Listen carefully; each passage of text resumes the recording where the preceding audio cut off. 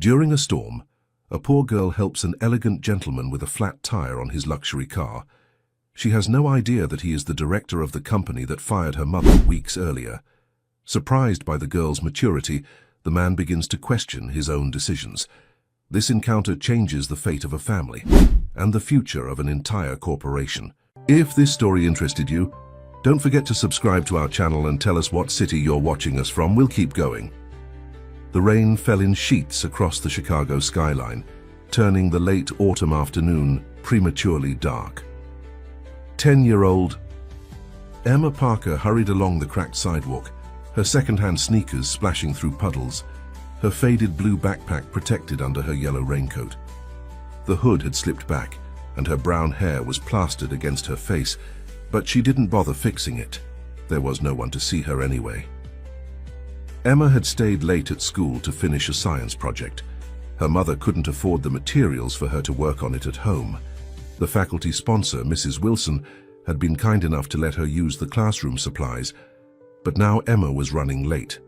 Her mother would be worried. 3 blocks from her apartment building, Emma noticed a sleek black Bentley pulled to the side of the road. A distinguished older man in an expensive suit knelt beside it, staring helplessly at a flat tire. Despite the umbrella propped against the car, he was getting soaked.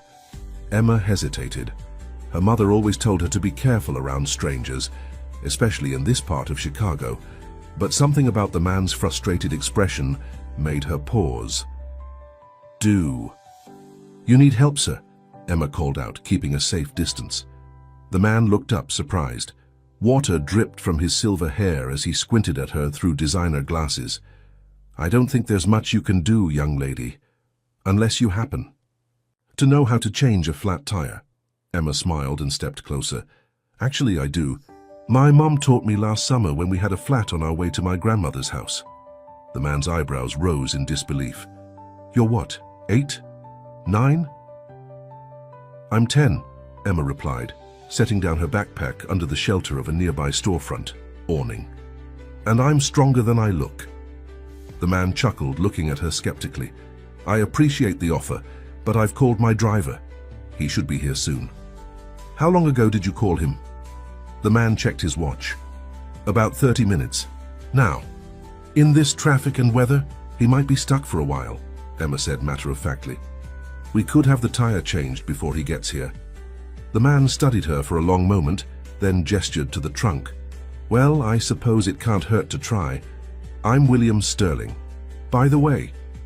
"Emma Parker," she replied, already moving toward the trunk. "Do you have a jack and a spare?" William opened the trunk, revealing an immaculate interior with emergency equipment neatly organized. "Everything should be here, though I've never had occasion to use it." Emma efficiently identified the necessary tools. "Could you hold the umbrella over us while we work? I'll show you what to do." For the next 20 minutes, Emma guided William through the process of changing the tire. Her small hands demonstrated where to place the jack, how to loosen the lug nuts in the right pattern, and how to position the spare. William followed her instructions with growing amazement. "Where did you learn all this?" he asked, as Emma carefully explained the importance of tightening the nuts in a star pattern. "My mom," Emma said proudly. "She says a person should know how to solve their own problems. She knows how to fix lots of things. Cars, plumbing, our old computer. She says we can't afford to call professionals, so we have to figure things out ourselves." William's hands stilled for a moment. "Your mother sounds like a remarkable woman." "She is," Emma agreed. "She works really hard. She used to be an accountant at a big company, but they let her go a few weeks ago. She's been applying everywhere, but it's been tough."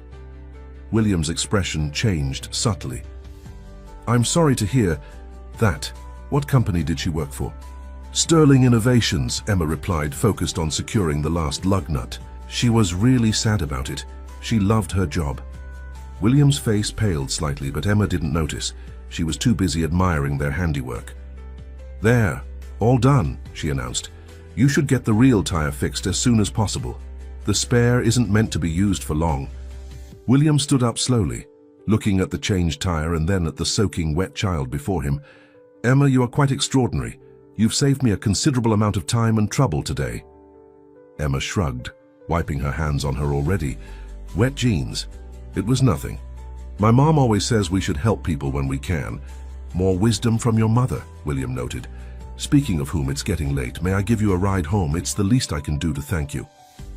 Emma hesitated. I'm not supposed to get into cars with strangers. Very sensible, William nodded. What if I give you my business card? Your mother can call me if she has any concerns. He handed her a heavy, cream-colored card. Emma read it carefully, her eyes widening. You're William Sterling, like the William Sterling who owns Sterling Innovations. William nodded. The very same. Emma stared at him, connecting the dots. This was the man who owned the company that had fired her mother. For a moment, she considered telling him exactly what she thought about that, but her mother had also taught her to be respectful. I should probably just walk, she said finally. Nonsense, William insisted. It's pouring and I owe you a favor. I promise I'm perfectly safe. Look, I'll stay on the phone with anyone you'd like while we drive. Eventually, Emma relented. She directed William through the rain-slicked streets toward the modest apartment complex where she lived with her mother. As they pulled up to the weathered building, William felt a strange tightness in his chest. Is this where you live? He asked quietly. Emma nodded. Apartment 3B. We moved here after Mom lost her job. It's smaller than our old place, but Mom says it's just temporary until she finds work again. William looked up at the building, noting the peeling paint and cracked windows. Emma, may I ask your mother's name? Sarah Parker, Emma replied, gathering her backpack. She's probably worried about me. I should go. William's face went completely still. Sarah Parker. The name was familiar, though he couldn't immediately place it. Something about financial process improvements and cost-saving initiatives. Of course, he said. Thank you again for your help today, Emma. You're a remarkable young lady. 2. Emma ran through the rain toward the building entrance. William sat in his car watching her disappear inside. Sarah Parker, an accountant let go from Sterling Innovations. He pulled out his phone and made a call. James, it's Dad. I need you to pull a personnel file for me immediately. Sarah Parker from accounting. Yes, I believe she was part of the recent downsizing. I need everything you have on her. After ending the call, William continued staring at the apartment building, deep in thought. The rain beat a steady rhythm on the roof of his luxury car as a plan began forming in his mind. Inside apartment 3B, Emma burst through the door, soaking wet but smiling. Mom, you'll never believe what happened today. Sarah Parker looked up from her laptop, where she'd been scanning job listings for hours. Her shoulders ached from tension, but she managed to smile for her daughter. At 35, Sarah's face still retained its natural beauty, though worry lines had begun to etch themselves around her eyes. Emma, I was getting concerned, she said, rising to grab a towel from the tiny bathroom. You're soaked through. What happened? Emma recounted her adventure with the flat tire and the fancy car, her eyes bright with excitement. Sarah listened, her expression changing from amusement to shock as Emma produced William Sterling's business card. You helped William Sterling change a tire? Sarah's voice wavered slightly. The CEO of Sterling Innovations. Yeah, isn't that crazy? He didn't even know how to use the jack. Emma laughed, accepting the towel and drying her hair. He seemed nice, though, for a rich guy. Sarah took the card, staring at it as though it might burn her fingers. Emma, this is the man who owns the company that laid me off. I know, Emma said quietly. I almost told him so, but I remembered what you said about being respectful even when you're upset with someone. Sarah closed her eyes briefly. That's good, sweetheart. She placed the card on the counter. Go change into dry clothes before you catch cold. I'll heat up dinner. While Emma changed, Sarah leaned against the kitchen counter, her mind racing. William Sterling.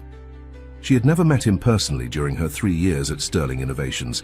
He was almost a mythical figure to most employees, the founder, who had built the company from nothing into a technology giant over 40 years. In recent years, his son James had taken over more operational control, implementing aggressive efficiency measures that had resulted in hundreds of layoffs, including her own. Sarah had been blindsided by her termination. Her performance reviews had been exemplary, and the financial optimization system she'd developed had saved the company millions. She had been told it was nothing personal, just business, a corporate restructuring to maximize shareholder value. Now her brilliant, kind-hearted daughter had unwittingly helped the very man responsible for their current struggles. In his Bentley, William Sterling was having a similarly turbulent evening. His son James had sent over Sarah Parker's personnel file, and William was reviewing it on his tablet, growing increasingly disturbed by what he found. Sarah Parker, senior financial analyst, graduate of Northwestern University, summa cum laude, hired 3 years ago. Consistent performance reviews rating her in the top 5% of employees, creator of the optimized financial tracking system that had saved the company an estimated $4.2 million annually. A note from her direct supervisor strongly objecting to her inclusion in the layoffs, and finally James's override, citing the need to flatten management structures and eliminate redundancies. William scrolled through page after page, his frown deepening. There was nothing redundant about Sarah Parker. She was exactly the kind of innovative thinker the company needed, and now she was unemployed, living in a rundown apartment building with a remarkable daughter who had more practical skills and integrity than most adults he knew. He thought about the company he had built from his garage 40 years ago. Sterling Innovations had been founded on principles of excellence, integrity, and human potential. Somewhere along the way, as the company grew and went public, those values had been gradually overshadowed by quarterly earnings reports and shareholder demands. His son James, educated at the finest business schools, had embraced a management philosophy that prioritized short-term gains over long-term stability. William had allowed it, gradually stepping back from day-to-day operations, trusting his son's modern approach. Now, faced with the human cost of those decisions, William felt a deep sense of responsibility. Emma Parker had shown him kindness and competence when he needed help.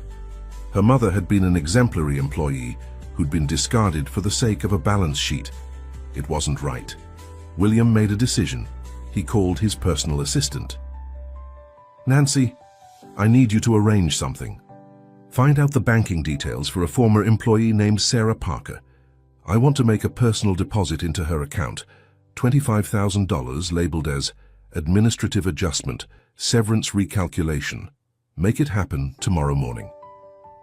Nancy, accustomed to William's occasional unorthodox requests, didn't question him. "I'll take care of it, sir. Anything else?" William paused. "Yes, I want to review all layoffs from the last quarter, every single one, and I want to meet with James tomorrow afternoon." The next morning, Sarah Parker woke to an email notification from her bank. Still groggy, she checked her phone and nearly dropped it in shock. There had been a deposit of $25,000 into her account from Sterling Innovations, labeled Administrative Adjustment, Severance Recalculation. She sat up in bed, heart pounding. This had to be a mistake. Her severance had been paid out weeks ago, a paltry sum that barely covered a month's expenses. She had signed all the paperwork. There was no reason for an adjustment. Unless... Sarah looked at William Sterling's business card still sitting on her nightstand. Had Emma's chance encounter resulted in this? Was this some kind of charity? The thought made her stomach clench. She didn't want handouts, especially not from the man whose company had deemed her dispensable after years of dedication. Sarah got dressed quickly and woke Emma for school. She said nothing about the money. There would be time to figure that out later. As she helped Emma prepare breakfast, she studied her daughter's face, wondering what exactly had transpired during that rainy encounter yesterday. "Mom?" Emma's voice broke through her thoughts. "Are you okay? You're staring." Sarah smiled. "I'm fine, sweetie, just thinking about job applications." She checked the time. "Hurry up or you'll be late." After dropping Emma at school, Sarah returned to their apartment and called Sterling Innovations' HR department. After being transferred multiple times, she finally reached someone who could address her question. "Yes, Miss Parker. I'm showing an adjustment to your severance package was processed yesterday, the HR representative said. It appears there was a calculation error in your original package based on your contributions to the optimized system. The adjustment was approved by senior management. Which senior manager approved this? Sarah pressed. There was a pause. It appears to have come directly from Mr. Sterling's office. Sarah thanked the representative and hung up. She paced the small living room, conflicted. The money would make an enormous difference in their lives right now. It would give her breathing room to find the right job, not just any job. It would mean not having to worry about rent or Emma's school expenses. But it felt wrong, too coincidental, too convenient.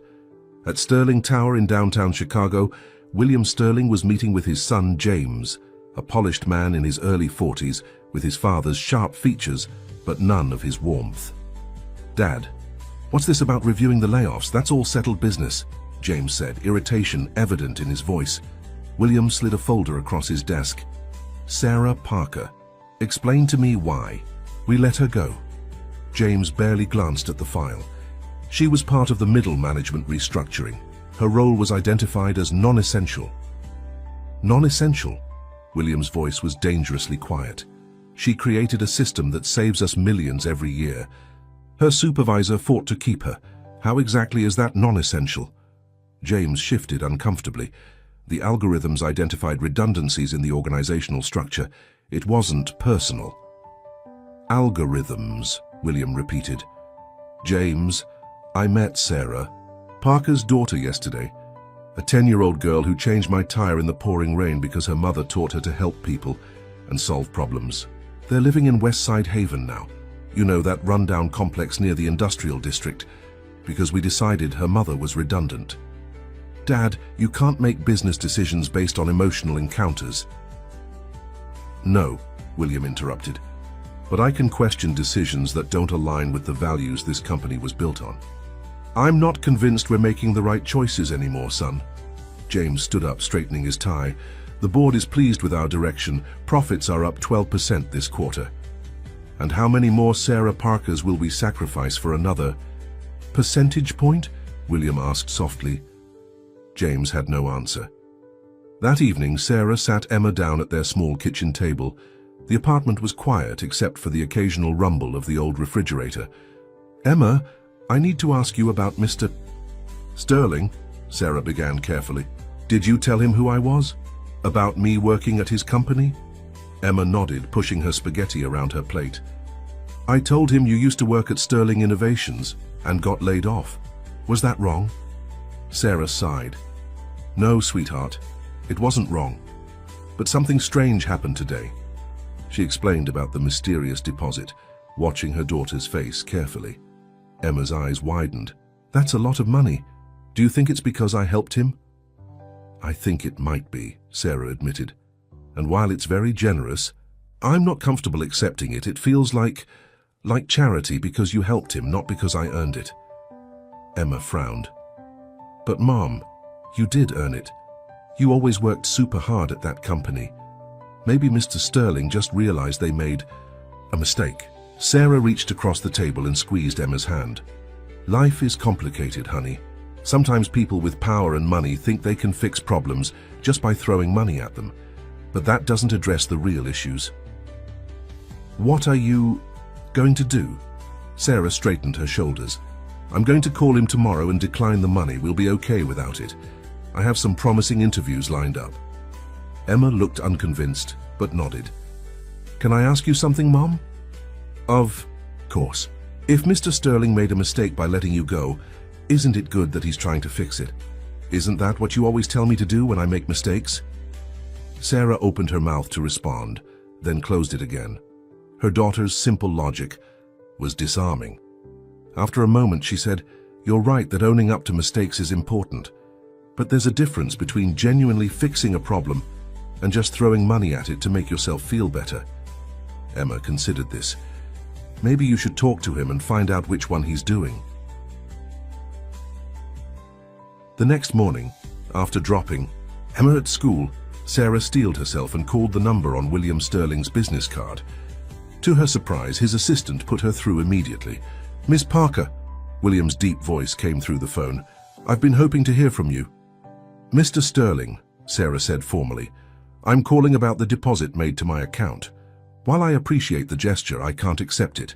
It doesn't feel right." There was a pause. "I understand your hesitation," William replied, "but it's not charity, Ms. Parker. It's a correction. Your termination was a mistake, one of many I fear my company has made recently." Sarah gripped the phone tighter.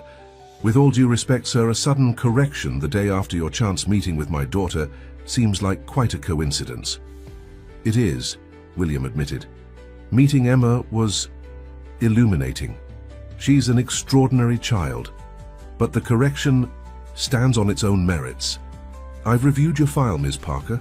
The work you did for Sterling Innovations was exceptional. You should never have been let go." Sarah's throat tightened. "Thank you for saying that. But money doesn't solve the real problem." "No," William agreed, "it doesn't. That's why I'd like to meet with you to discuss something more substantial. Would you be available to come to my office tomorrow morning?" Sarah hesitated.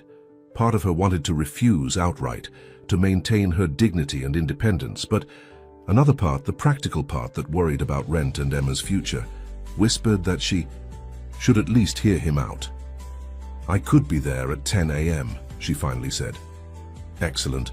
I'll have Nancy clear my schedule." After hanging up, Sarah stared at the phone. What had she just agreed to? Meeting with the CEO of Sterling Innovations felt surreal.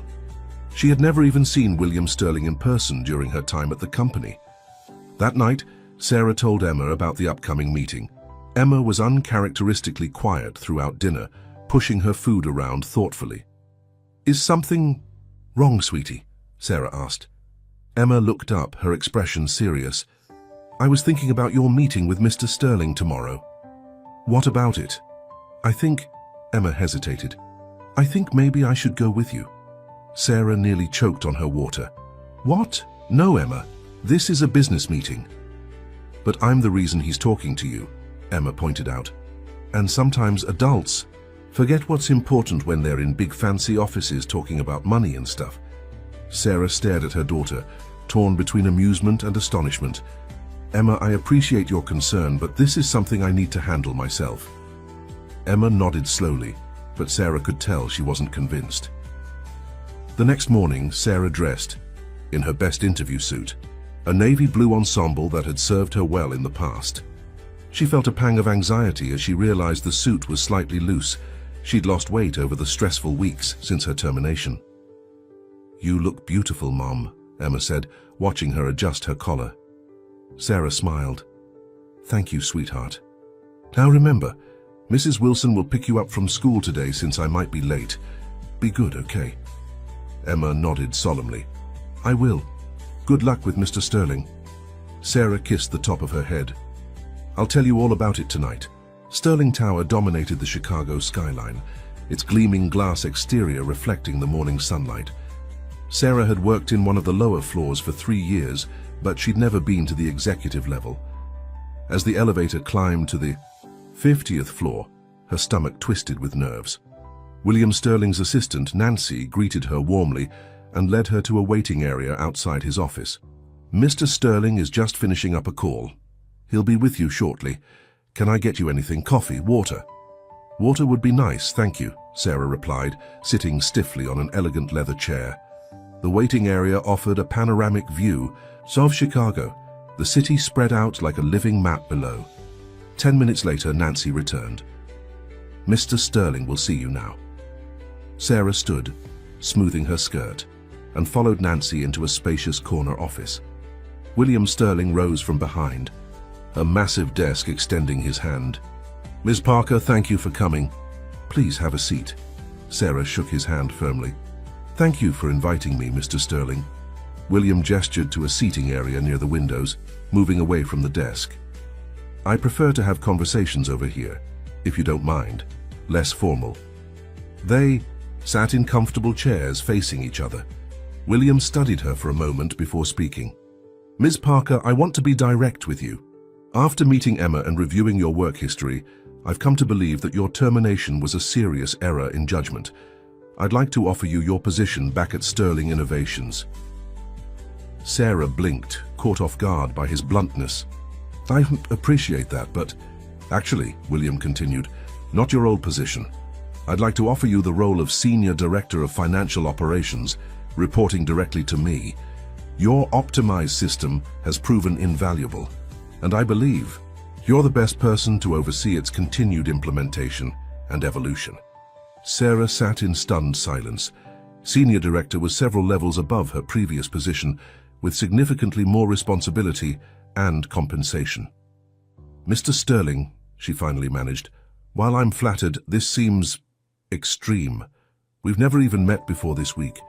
How could you possibly know I'm qualified for such a role?" William leaned forward. "Your work speaks for itself, Ms. Parker, but you're right to question this. Let me be completely honest with you." He paused. "Sterling Innovations has lost its way. We've prioritized short-term profits over long-term vision and human capital. Your layoff was part of a larger pattern that I allowed to happen under my son's direction. I want to correct course, and I believe you can help me do that."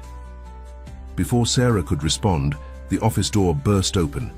Nancy appeared, looking flustered. "I'm so sorry to interrupt, Mr. Sterling, but there's someone here who insists on seeing you immediately." Sarah turned and gasped. Standing in the doorway, backpack still on her shoulders, was Emma. "Emma!" Sarah stood up, horrified. "What are you doing here? You're supposed to be in school."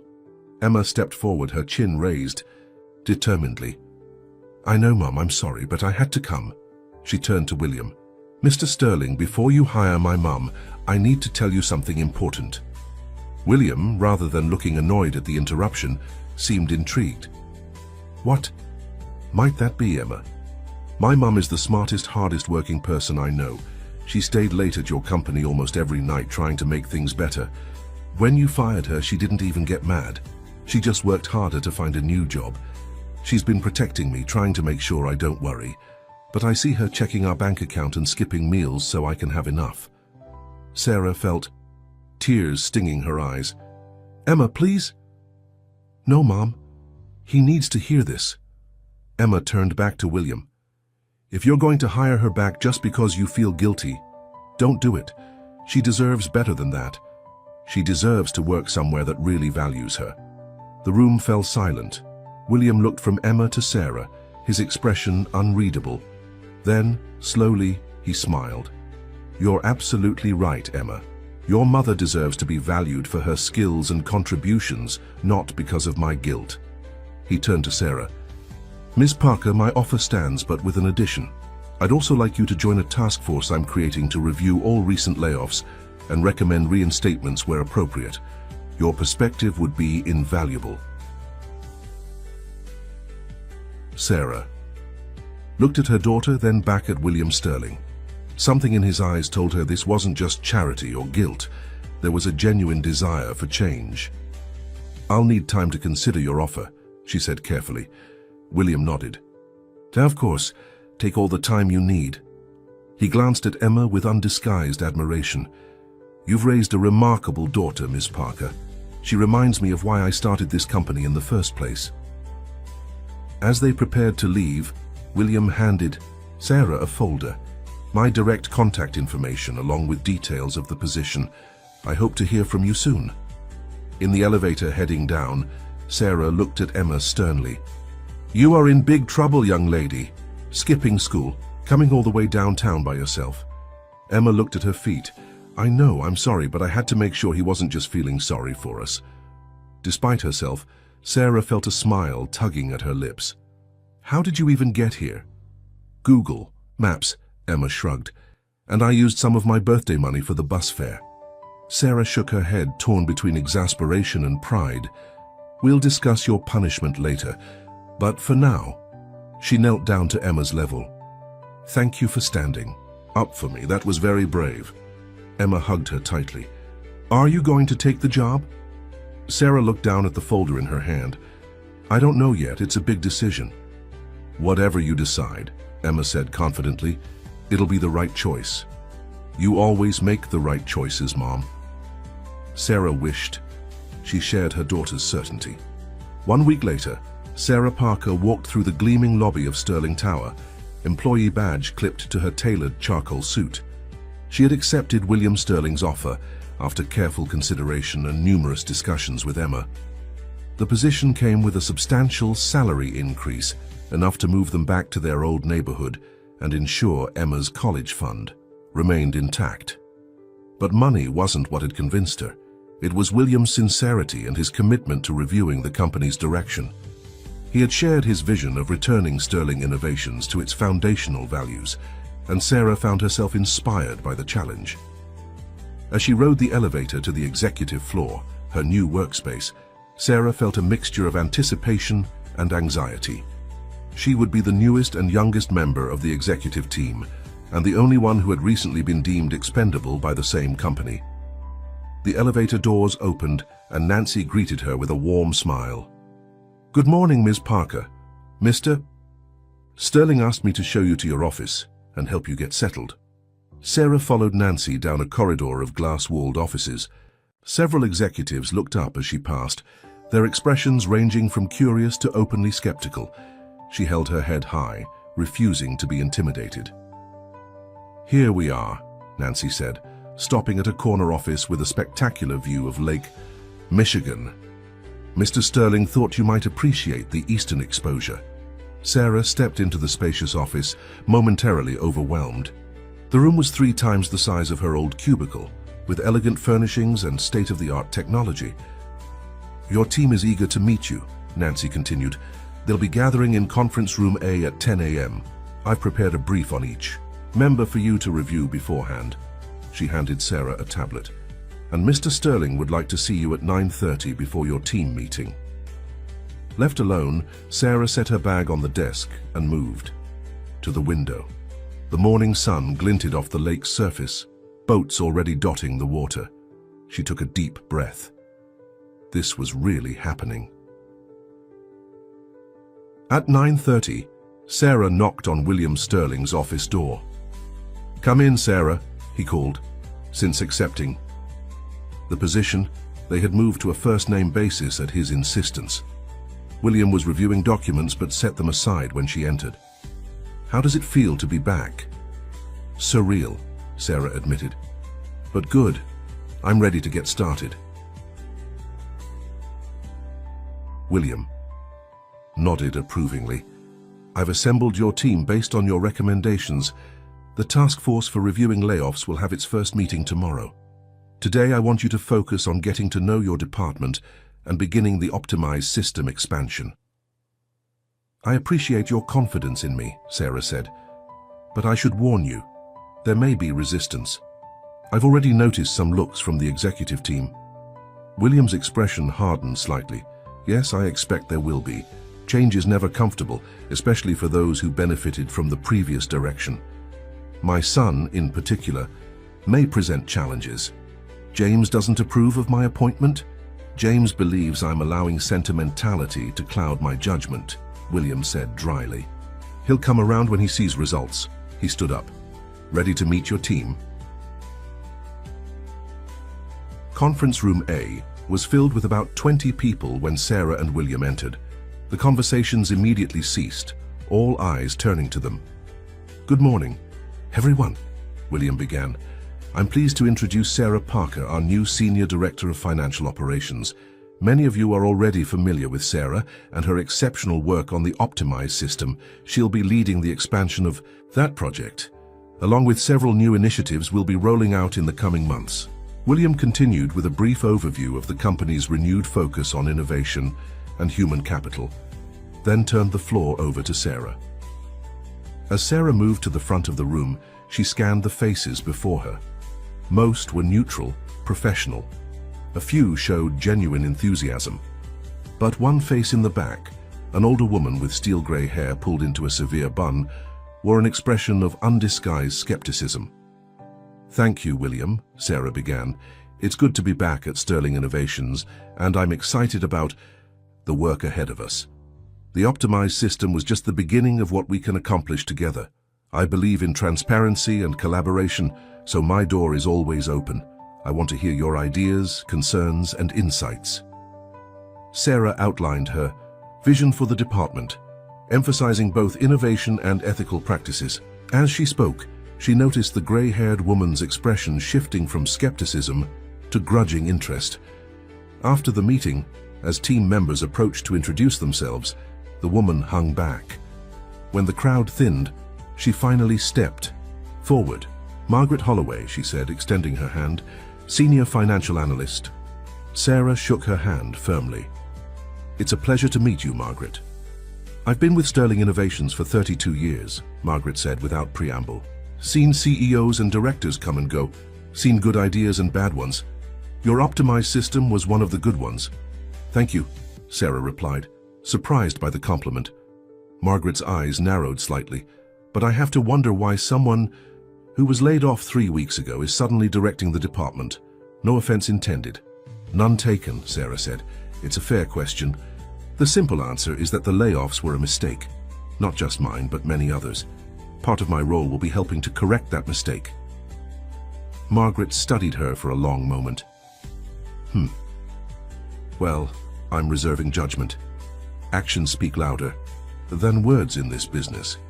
"I couldn't agree more," Sarah replied. As Margaret walked away, William approached. "I see you've met the formidable Ms. Holloway." "Yes," Sarah said. "I get the feeling she'll be a tough critic." "Margaret has been here since my father's time," William explained. "She's seen it all and doesn't suffer fools gladly. But if you win her over, you'll have the strongest ally in the company." The rest of Sarah's first day was a whirlwind of meetings, briefings, and introductions. By late afternoon, she had a clearer picture of the challenges ahead.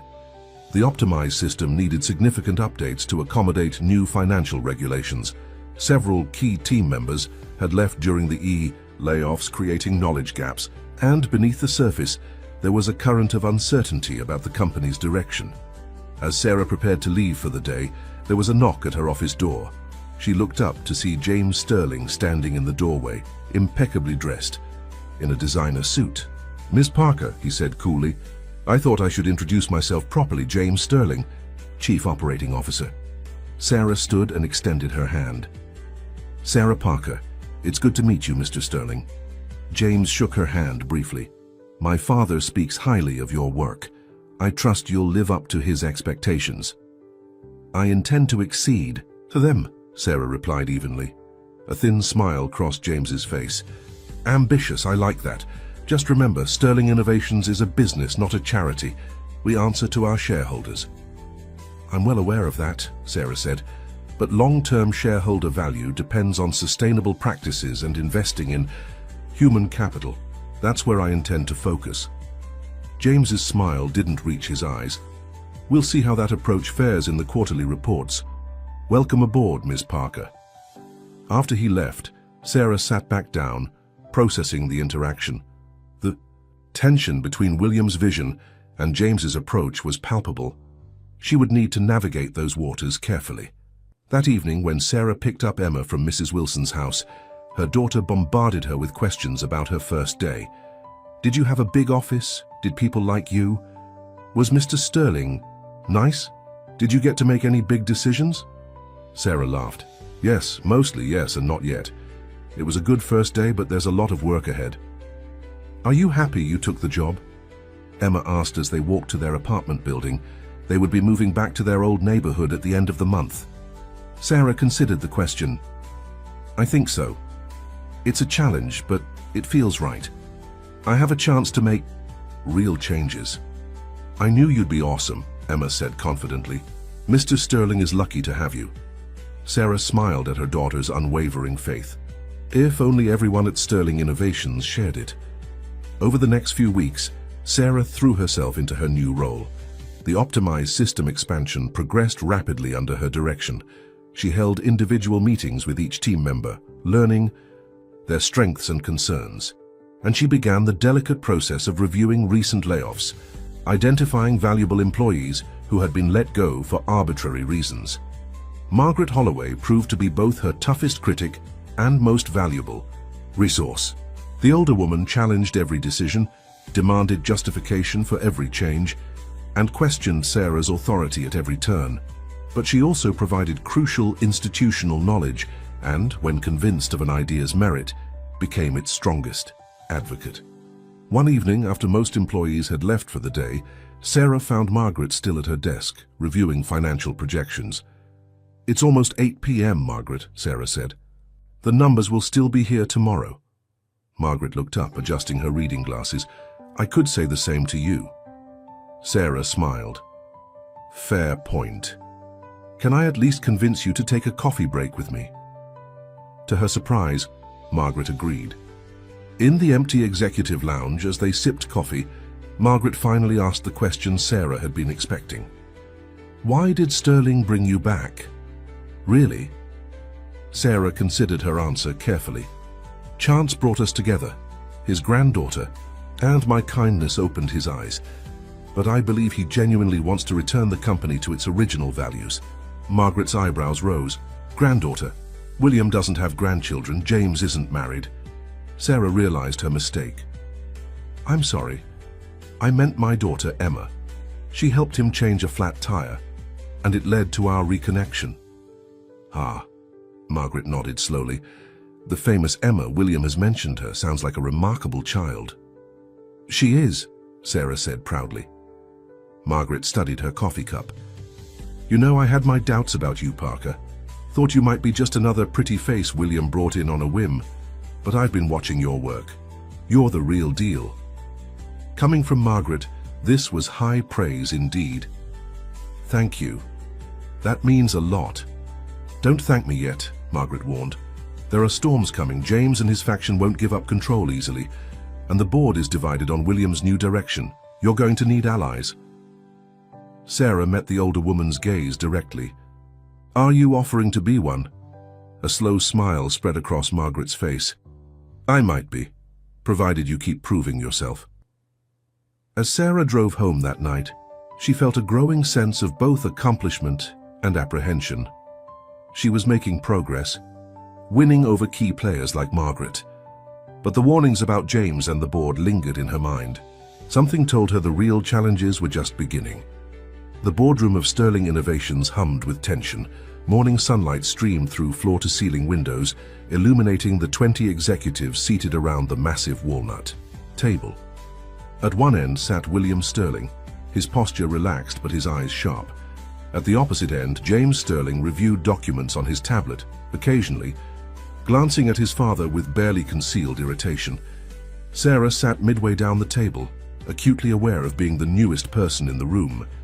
Margaret Holloway sat beside her, a silent but reassuring presence.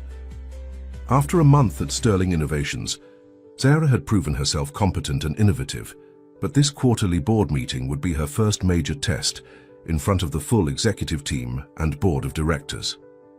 "Let's begin," William announced, calling the meeting to order. "Our first agenda item is the optimized system expansion. Sarah, would you please update us?" Sarah stood, activated the presentation screen, and began her report. The expansion was ahead of schedule and under budget. Initial tests showed a 22% improvement in efficiency and a projected annual savings of $7.3 million. She spoke confidently, backed by solid data and weeks of preparation. When she finished, there was a moment of appreciative silence, broken by slow applause from Richard Blackwood, a senior board member and cousin of the company's late co-founder. "Impressive work, Ms. Parker," Richard said, his patrician features arranged in a smile that didn't reach his eyes. "Though I must wonder why such improvements weren't implemented during your previous tenure with the company." The question carried a subtle barb, implying Sarah had withheld innovations until her promotion. Before she could respond, Margaret spoke up. "If I may, Richard," Margaret said, her voice crisp. "The expansion builds on Ms. Parker's original system, which required executive approval for further development. That approval was denied 3 times under the previous operational directives." Richard's smile tightened. "I see. Thank you for the clarification, Margaret." The meeting continued with updates from various departments. James presented the quarterly financial results, emphasizing revenue growth and shareholder returns. He made no mention of employee satisfaction or retention, which had been central to William's recent communications. Finally, William addressed the elephant in the room. "Now I'd like to discuss our company direction moving forward. As you all know, I've been concerned about our drift from the core values that built Sterling Innovations. We've been prioritizing short-term gains over sustainable growth and human capital. James visibly stiffened. Dad, we've discussed this privately. Perhaps we should... This is precisely the place to discuss it, James, William interrupted gently. The full board should be part of this conversation. He turned to address the room. I've asked Sarah to head a task force reviewing our recent layoffs. Sarah, please share your preliminary findings. Sarah took a deep breath and presented the data. Of 342 employees laid off in the past year, the task force had identified 118 whose termination appeared to contradict performance metrics, innovation contributions, or specialized knowledge. She outlined the cost of these departures: lost institutional knowledge, decreased morale, increased workload on remaining staff, and the expense of recruiting and training replacements. Our recommendation, Sarah concluded, is to rehire 73 of these employees immediately, focusing on those with critical skills and proven innovation records. The projected cost is offset by productivity gains within 2 quarters, with net positive impact by year-end. As she sat down, the boardroom erupted into heated discussion. Richard Blackwood leaned forward, his expression stern. "This is preposterous," he declared. "We cannot simply reverse business decisions based on sentimentality. The restructuring was necessary to streamline operations and maximize shareholder value." "With respect, Mr. Blackwood," Sarah countered, "our analysis shows the restructuring actually harmed long-term value. We've lost key innovators and damaged our company culture." James stood now, commanding attention. "While Ms. Parker's analysis is interesting, it fails to account for market realities. Our shareholders expect consistent growth and returns. They don't invest in vague concepts like company culture or employee satisfaction." William's voice cut through the tension. "Actually, James, they invest in results. And our results have been declining in key areas: innovation, market share, and talent retention. We're becoming a company that chases quarterly numbers while losing sight of what makes us exceptional." The confrontation between father and son grew increasingly personal. James accused William of undermining the modernization efforts he'd spent years implementing. William countered that James had abandoned the principles that had built the company. "This isn't about principles," James said, his composure slipping. "It's about survival in a competitive market. We can't afford to run the company like it's still 1985. And we can't afford to treat our people as disposable assets," William replied, his voice steady but intense. "That's never what Sterling Innovations stood for." The board members watched uncomfortably as the family drama unfolded. Richard Blackwood finally intervened. "Gentlemen, perhaps we should table this discussion for now. It's clear there are fundamental disagreements about direction that won't be resolved in this meeting." William nodded reluctantly. "You're right, Richard. Let's move on to other business." The remainder of the meeting was tense but professional. When it ended, board members quickly dispersed, eager to escape the lingering atmosphere of conflict. Sarah gathered her materials, disturbed by the open rift between William and James. As she headed for the door, Richard Blackwood approached. "Trace Ms. Parker," he said smoothly. "A word, if you don't mind." She paused, noting Margaret's watchful gaze from across the room. "Of course, Mr. Blackwood." Richard guided her to a quiet corner. "You've made quite an impression in your short time here. William speaks very highly of you." "I appreciate his confidence," Sarah replied carefully. "Yes. Well," Richard straightened, his gold cufflinks. "Confidence is a precious commodity. I've known William for over 40 years. We were college roommates, you know. I've always admired his vision, but lately..." He paused delicately. "Lately, I worry he's losing perspective." Sarah maintained a neutral expression. "In what way?" William built this company on innovation, true, but also on practical business sense. This crusade to undo necessary restructuring, this fixation on returning to our values, it's concerning. The board has a responsibility to shareholders. I believe Serving shareholders means building lasting value, Sarah said, not just chasing quarterly numbers. Richard smiled thinly, a popular sentiment among those who don't hold significant shares themselves. He leaned closer. Consider your position carefully, Ms. Parker. Hitching your star to William's current philosophy may not be the wisest career move. James represents the future of Sterling Innovations. Before Sarah could respond, Margaret appeared at her side.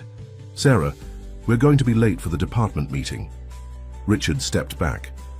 We'll continue this conversation another time, Ms. Parker. Do think about what I've said. As they walked toward the elevators, Margaret murmured, Be careful with Blackwood. He's been playing corporate politics since before you were born. What's his angle? Sarah asked quietly. Richard was William's college roommate, but he was also the late co-founder's cousin. He believes the company should stay true to traditional values, by which he means prioritizing profit above all else. He's been James's mentor and strongest ally on the board. Back in her office, Sarah found William waiting for her, gazing out at the Chicago skyline. I apologize for the drama in there, he said without turning around. James and I usually keep our disagreements private. No need to apologize, Sarah replied. Family businesses are complicated. William turned, a sad smile on his face. That they are. James is brilliant, you know. Top of his class at Harvard. Business school. He understands markets and strategy better than I ever did. What he doesn't understand is people. He seems to view employees as line items rather than assets, Sarah observed. Exactly. William sighed heavily. I built Sterling. Innovations on the belief that our people were our greatest resource. We attracted brilliant minds by treating them with respect, giving them freedom to innovate, supporting their growth. Somewhere along the way, we lost sight of that. Sarah hesitated, then asked the question that had been troubling her. William, why did you really bring me back? There must be dozens of qualified executives who could lead these initiatives. William studied her for a long moment. When Emma helped me that day, do you know what struck me most? It wasn't just her kindness or her practical skills. It was her confidence. The absolute certainty that she could solve my problem if I trusted her. He smiled at the memory. Later, when I discovered who her mother was, I reviewed your file. I saw the same quality in your work. Confidence born of competence, not arrogance. You proposed solutions others hadn't considered because you weren't constrained by the way things have always been done. He moved away from the window, his expression earnest. I brought you back because you represent what Sterling Innovations should be. Innovative, ethical, practical. And because you have nothing to lose by challenging the status quo, you've already seen the worst the company can do to you. Sarah considered his words. The board meeting today made it clear that change won't come easily. James and Richard have significant influence. Yes, William acknowledged. This will be a battle. Are you still willing to fight it with me? Sarah thought of Emma, of the values she was trying to instill in her daughter. Integrity, courage, standing up for what's right, even when it's difficult. Yes, she said firmly. I'm in. That evening, Sarah arrived home later than usual. Emma was at the kitchen table working on homework, while Mrs. Wilson prepared dinner. Sorry I'm late, Sarah said, kissing the top of Emma's head. Board meeting ran long. No problem, Mrs. Wilson said cheerfully. Emma's been telling me all about her science project. Very impressive. After Mrs. Wilson left, Sarah and Emma sat down to dinner. Emma studied her mother's face. You look tired, Mom. Was it a bad day? Sarah smiled. Not bad, just challenging. Sometimes doing the right thing isn't easy. Emma nodded seriously. Miss Thompson said that in our ethics class. She said integrity means doing what's right even when no one is watching.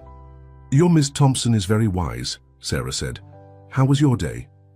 As Emma chatted about school, friends, and her upcoming science competition, Sarah felt a surge of pride and determination.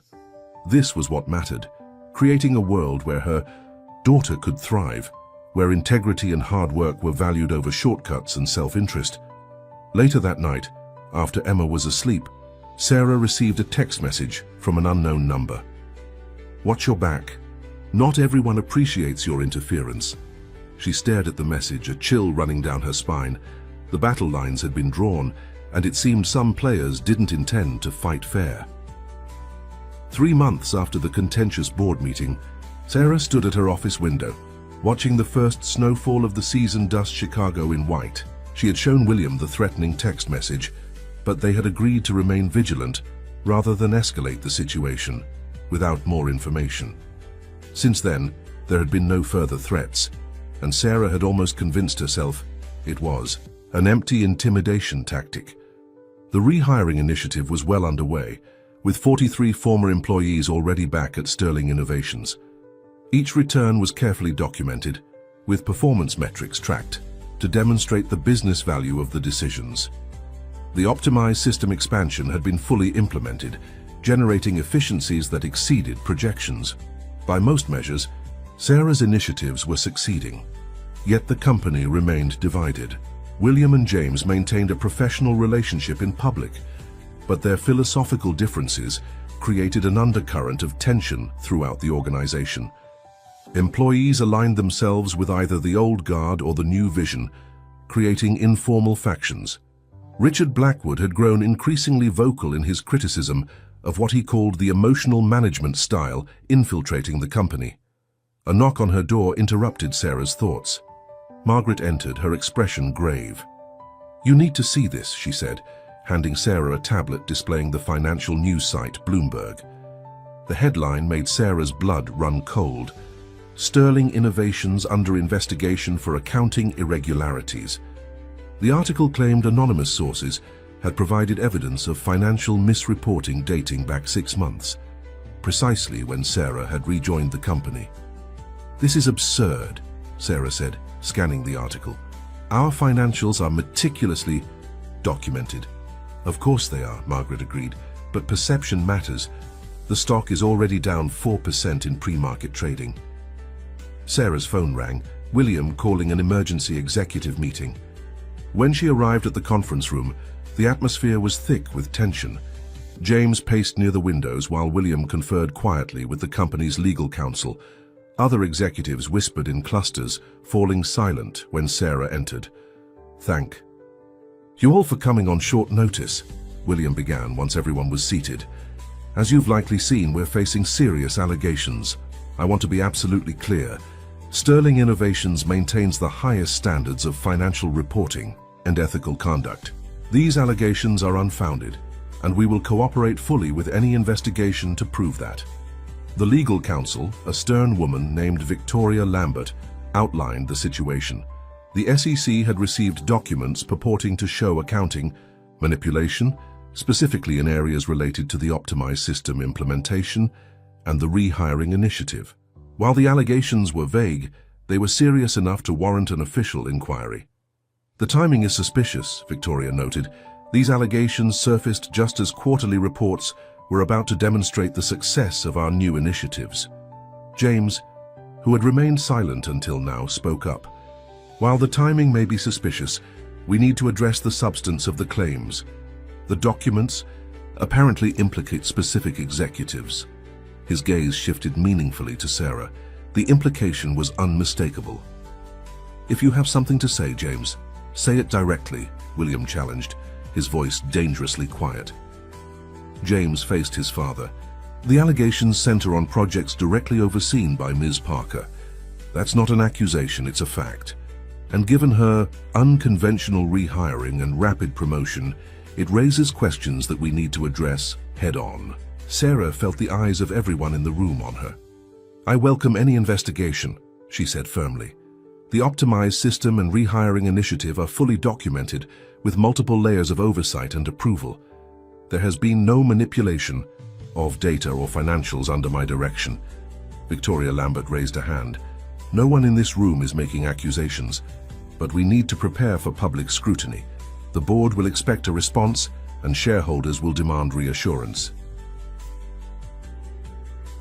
The meeting continued with discussion of communication strategy and investigation protocols.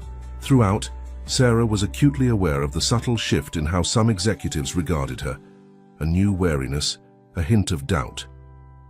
As the meeting concluded, William asked Sarah and James to stay behind. When the room had cleared, he faced them. "Both. This is not a coincidence," he said bluntly. "Someone is deliberately attempting to undermine our change initiatives by targeting Sarah." James crossed his arms. "Or perhaps there really are irregularities that need to be examined. We can't dismiss the allegations simply because they're inconvenient." "I'm not dismissing them," William replied. "I'm questioning the timing and the targeting. Sarah's work has been thoroughly documented and reviewed at every stage. By people loyal to you," James pointed out. "Are you suggesting I would condone financial fraud?" William's voice rose slightly. "I'm suggesting that your emotional investment in this redemption narrative might be clouding your judgment." Sarah interrupted before the argument could escalate further. "The facts will speak for themselves. I have nothing to hide, and a thorough investigation will prove that." William nodded. "Exactly. In the meantime, we continue our work. Sarah, I want you to personally review all financial documentation related to your initiatives. James, I expect your full cooperation with the investigation." James's jaw tightened, but he nodded curtly. "Of course. Transparency is in everyone's best interest." As Sarah left the meeting, her phone buzzed with a text from Margaret. "My office now." Margaret's office was a study in organized efficiency, with decades of company history archived in both digital and paper files. When Sarah entered, Margaret was already pulling records from a filing cabinet. "They're targeting the Optimize system," Margaret said without preamble. "I've been reviewing the transaction logs. Someone accessed the financial modeling modules using executive credentials at 2 a.m. last Sunday. Changes were made, then carefully concealed." Sarah felt a chill run through her. "That's impossible. Access requires biometric verification. For normal users, yes, but board-level access has different protocols." Margaret handed her a printout. "These are the altered projections. Subtle changes, just enough to suggest deliberate inflation of savings projections." Sarah studied the document, her financial analyst's eye quickly spotting the discrepancies. "This is sophisticated work. Whoever did this understands our systems intimately and knows exactly where to plant doubts," Margaret agreed. "The question is who?" "James is the obvious suspect," Sarah said slowly. "He opposed the initiatives from the start, and he has the access." Margaret's expression remained neutral. "Perhaps, but don't overlook Richard Blackwood. He has both board-level access and a strong motivation to maintain the status quo. We need to tell William." "Not yet," Margaret cautioned. "We need more evidence. Right now it's just suspicious activity. We need to prove who was behind it." Sarah nodded reluctantly. "How do we do that?" "I have some ideas," Margaret said, a glint in her eye. "After 32 years, you learn a few tricks." That evening, as Sarah drove to pick up Emma from her after-school program, her phone rang. The caller ID showed Chicago Tribune. With a sense of foreboding, she answered through the car's Bluetooth. "Ms. Parker, this is Diane Reynolds from the Tribune. I'm calling for comment on allegations that financial irregularities at Sterling. Innovations originated in projects under your supervision." Sarah gripped the steering wheel tighter. "I have no comment at this time. Sterling Innovations will be issuing an official statement. Sources suggest you were brought back to the company under unusual circumstances after being laid off. Can you comment on your relationship with William Sterling and how it influenced your rapid promotion?" The insinuation was clear and ugly. "Again, I have no comment. Please direct your questions to our corporate communications department." She ended the call, her heart pounding. Things were escalating faster than she had anticipated. By morning, her name would be in the papers, linked to fraud allegations. Emma would hear about it. Kids at school would see it. Parents would talk. The thought made her stomach clench. When she arrived at the community center where Emma's science club met, Sarah was shocked to see a reporter and photographer waiting near the entrance. They approached as soon as she stepped out of her car. "Ms. Parker, can you comment on the allegations against Sterling Innovations? Is it true that William Sterling rehired you after meeting your daughter?" Sarah pushed past them, fury building inside her. My daughter is 10 years old. She has nothing to do with this. If you go near her, I will file harassment charges." Inside, she found Emma in the classroom, happily working on her project with other children. The sight of her daughter, innocent, unaware of the storm gathering around them, brought tears to Sarah's eyes. "Mom!" Emma looked up with a smile that faltered when she saw Sarah's expression. "What's wrong?" Sarah composed herself quickly. "Nothing, sweetheart, just a tough day at work. Ready to go home?" As they left through a side entrance to avoid the reporters, Emma looked up at her mother. "Those people outside, were they asking about me? I heard someone say my name." Sarah sighed. There was no protecting Emma completely from this. Better.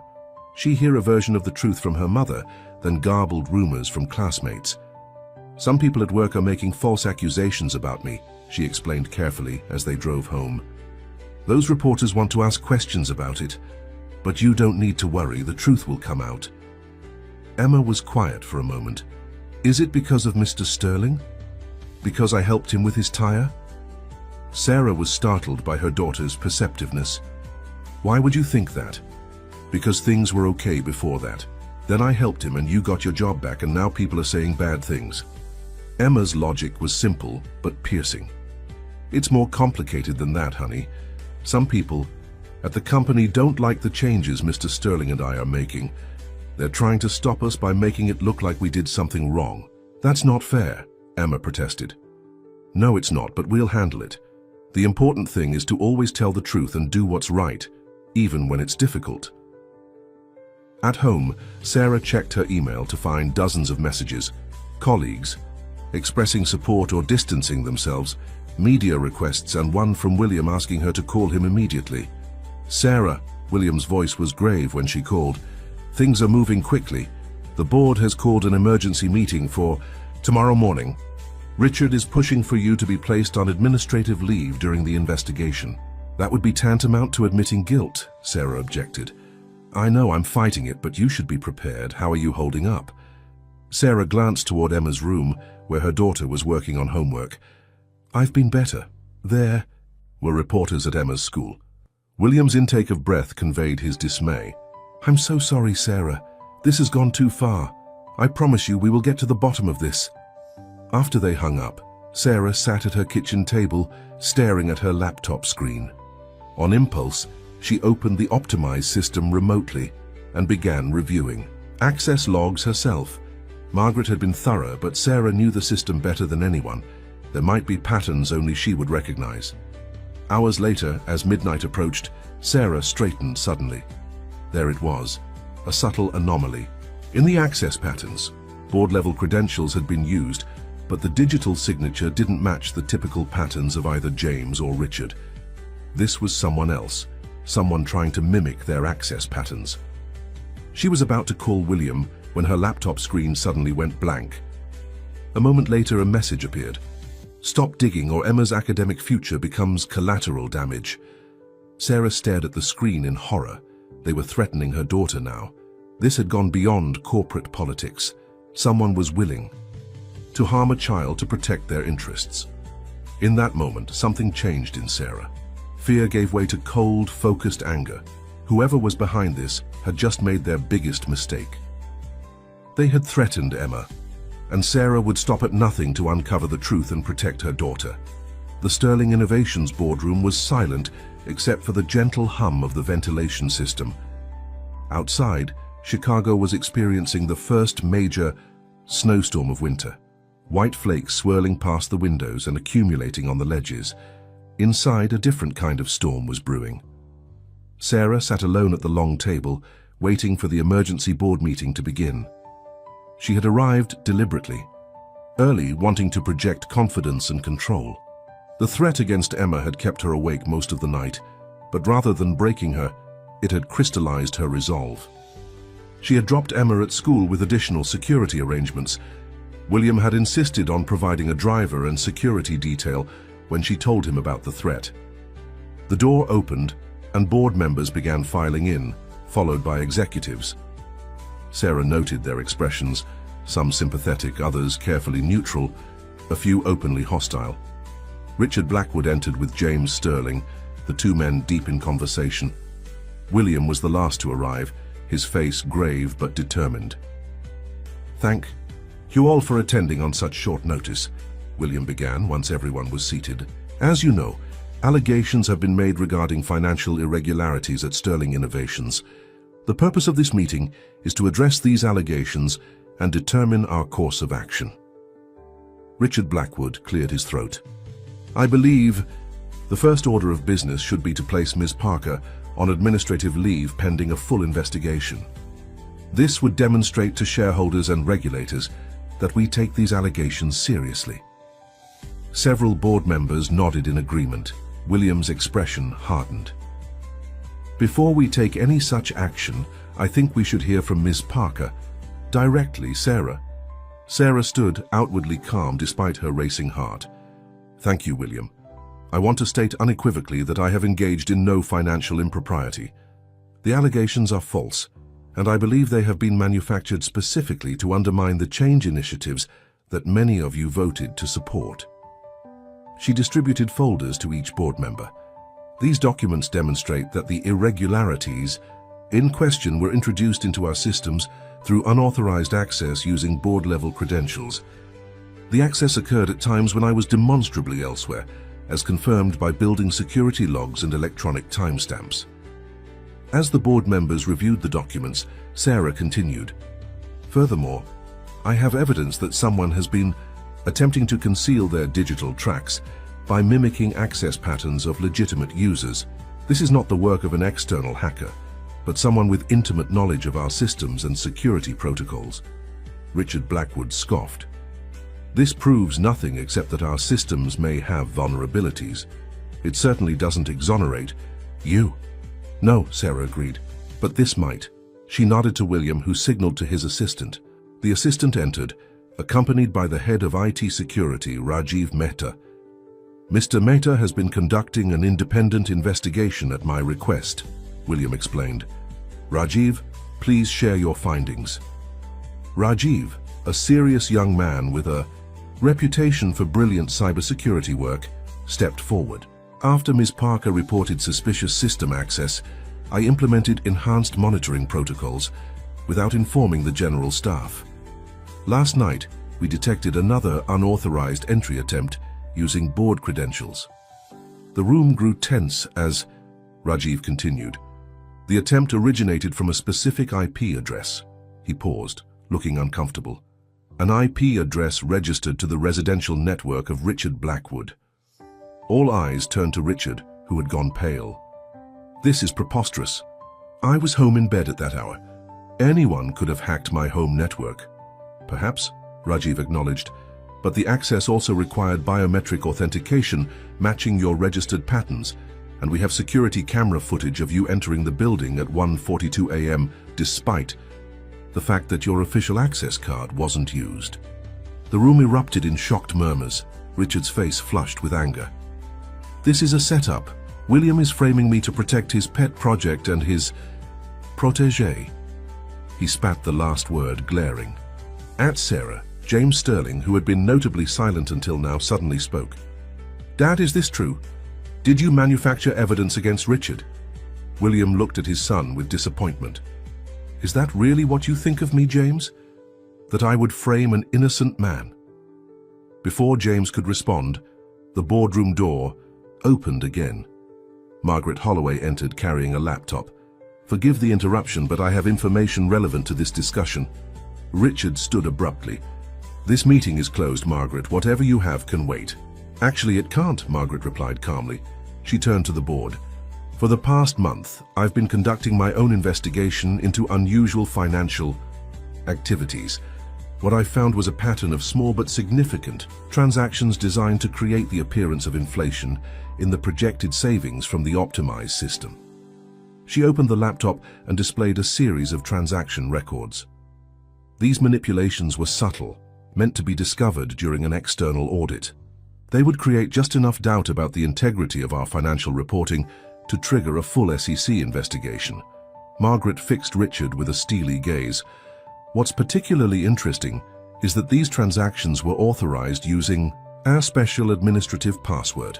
one created 30 years ago during the company's founding, known only to a handful of people from that era. The revelation hung in the air. Richard's face had gone from red to ashen. "That proves nothing," he said, but his voice had lost its conviction. "Perhaps not on its own," Margaret agreed. "But combined with Mr. Mater's evidence and this..." She produced a small flash drive. "I think it builds a compelling case." "What's on that drive?" William asked. "Emails between Mr. Blackwood and certain board members discussing the need to restore traditional leadership and eliminate disruptive influences within Sterling Innovations. There are explicit references to creating problems that would force William to remove Sarah from her position." Richard lunged for the flash drive, but security personnel who had quietly entered the room restrained him. "You can't do this," he shouted. "I built this company alongside William. I've dedicated my life to Sterling Innovations." "No, Richard," William said sadly. "You dedicated your life to power and control. You forgot what this company stands for." Deal. Next hour passed in a blur of accusations, denials and revelations. As the evidence mounted, Richard's defiance crumbled. Several board members who had initially supported him distanced themselves, shocked by the extent of his machinations. When the security team finally escorted Richard from the room, William turned to the board. "I move that we formally clear Sarah Parker of all allegations and issue a public statement affirming our confidence in her integrity and leadership." The motion passed unanimously. Even James voted in favor, his expression troubled but resolute. As the meeting adjourned, James approached Sarah. "I owe you an apology," he said stiffly. "I was too quick to believe the worst." Sarah studied him. "Why? Because I represented a change you didn't agree with, or because your father championed me?" James winced. "Both, I suppose. And perhaps because your success challenged my assumptions about how this company should be run." He paused. "For what it's worth, I never supported or suspected Richard's actions. I just disagreed with your approach." "Disagreement is healthy," Sarah replied. "Sabotage isn't. Maybe we can find a middle ground, one that honors your father's values while addressing the market realities you understand so well." A flicker of surprise crossed James's face. "I'd be open to that discussion." As people filed out, William joined Sarah and James. "Well, this wasn't how I imagined bringing my son and my director of operations together, but I'll take it." James extended his hand to Sarah. "To new beginnings." Sarah shook it firmly. "And honest disagreements."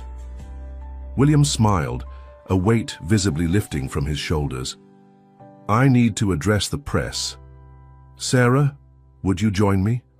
I think it's important that we present a united front." The press conference was held in the Sterling Innovations lobby.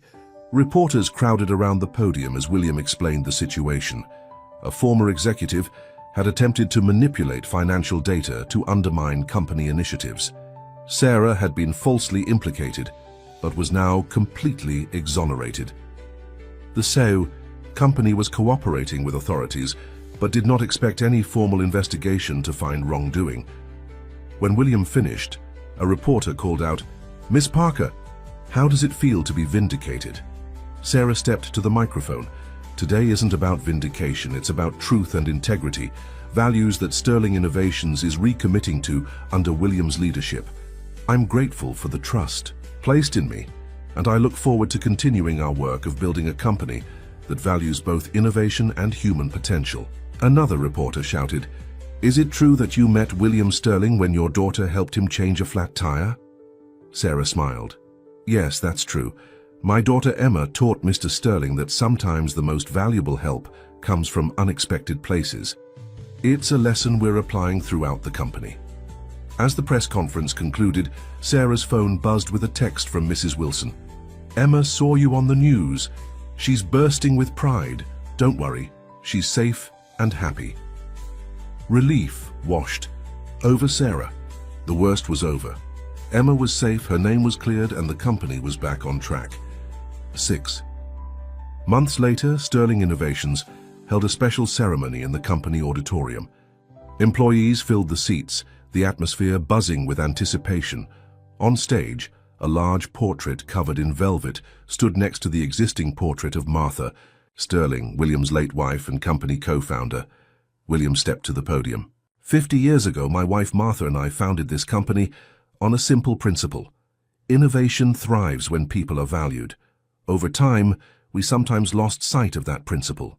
Today, we recommit to it, and we honor someone who helped us find our way back. He gestured and the velvet was removed, revealing a portrait of Sarah. Applause erupted throughout the auditorium. Sarah Parker exemplifies the values that built Sterling Innovations, William continued. Intelligence tempered with compassion, innovation driven by purpose, and courage in the face of adversity. Her portrait will hang alongside Martha's as a reminder of what we stand for. Sarah, seated in the front row with Emma beside her, felt tears welling in her eyes. She hadn't expected this honor. As William invited her to speak, she squeezed Emma's hand and walked to the podium. "Thank you, William. This is overwhelming." She took a moment to compose herself. But the true hero of this story isn't me. It's a 10-year-old girl who saw someone in need and stopped to help, without calculation or expectation of reward. Sarah's gaze found Emma in the audience. "My daughter taught me, and all of us, that small acts of kindness can transform lives and even institutions. That's the legacy I hope to honor in my work here." In the 6 months since Richard's exposure, Sterling Innovations had undergone a renaissance. The rehiring initiative had been completed, bringing back valuable talent. The optimized system had been further expanded, driving efficiencies that impressed even the most skeptical shareholders. And a new educational outreach program, spearheaded by Sarah and James together, was providing technology training to underprivileged schools across Chicago. James and William had found a new equilibrium, with James focusing his business acumen on sustainable growth strategies while embracing his father's emphasis on human capital. Margaret had become Sarah's most trusted advisor and friend, sharing institutional knowledge and political savvy that proved invaluable. As for Emma, she had blossomed. Her science project on renewable energy had won the citywide competition, and Sterling Innovations had established a scholarship program in her name for young innovators from disadvantaged backgrounds. After the ceremony, a reception was held in the executive lounge. William found Sarah by the windows, looking out at the Chicago skyline. "Penny for your thoughts?" he asked, joining her. Sarah smiled. "I was just thinking about that rainy day when Emma helped you change a tire. How different things might have been if she had just walked past." "I believe some encounters are meant to happen," William replied. "They shake us out of our complacency and remind us of what matters." "Perhaps," Sarah agreed. "Or perhaps it's simpler than that. Perhaps the world changes when ordinary people choose kindness over indifference, one small action at a time." William raised his glass. "To small actions and big changes."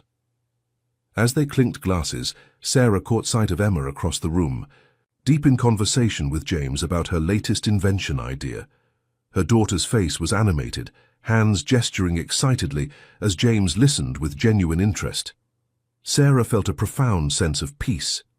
The journey had been difficult, with moments of genuine fear and doubt, but they had emerged stronger, wiser, and more committed to building something meaningful. A company transformed by integrity, a family healed by honest reconciliation, and at the heart of it all,